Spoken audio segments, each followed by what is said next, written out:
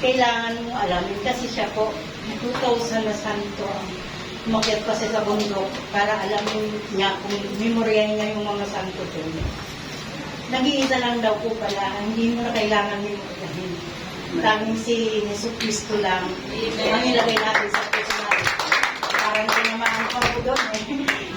Parang pasok na tumama sa puso ko kasi dati ang dami kong inaalam ng mga bolto, mga santo. Wala po pala ito kundi ang tanging ating Jesu Cristo lang.